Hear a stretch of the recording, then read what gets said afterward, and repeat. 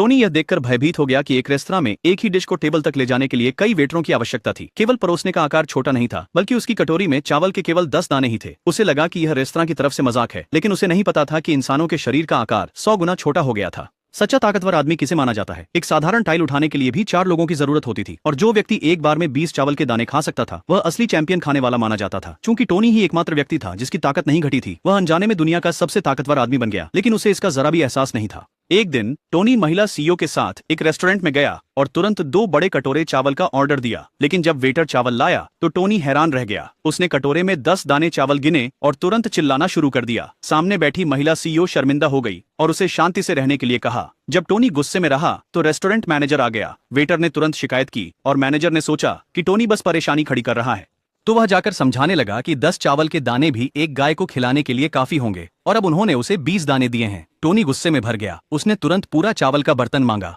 Manager ने कहा, अगर तुम इस चावल के बर्तन को खत्म कर सकते हो तो मैं व्यक्तिगत रूप से सुनिश्चित करूंगा कि तुम्हारा भोजन मुफ्त होगा। यह सुनकर टोनी ने बर्तन पकड़ लिया और व्यंजनों के साथ खाने लगा। वह तेजी से खाना खाने लगा। इससे रेस्टोरेंट में मौजूद सभी लोग हैरान रह गए। महिला सीईओ उसके खाने की गति से इतनी प्रभावित हुई कि वह खुद को नियंत्रित नहीं कर पाई।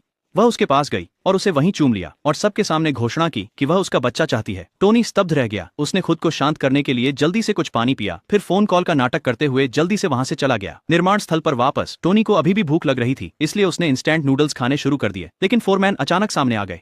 टोनी को काम चोरी करते देख उसने उसे कड़ी फटकार लगाई, फिर उसे बाहर से निर्माण सामग्री खरीदने का आदेश दिया। हालांकि जब टोनी बाहर निकला तो उसने महिला सीईओ को एक क्रेन का उपयोग करके एक गमले वाले पौधे को उठाते देखा। यह दृश्य देखकर वह हैरान रह गया, सोचते हुए यह दुनिया जरूर पागल हो गई है। मदद करने का फैसला किया। टोनी आगे बढ़ा, लेकिन महिला सीईओ ने उसका मजाक उड़ाया। अप्रत्याशित रूप से टोनी ने बड़े आराम से गमले वाले पौधे को उठा लिया। ये देखकर सभी चौंक गए। टोनी ने गमले को सीईओ की मेज पर रखा और फिर जाने के लिए मुड़ा, लेकिन उसने यह महसूस नहीं किया कि उसने प्रक्रिया में मेज तोड़ दी थी।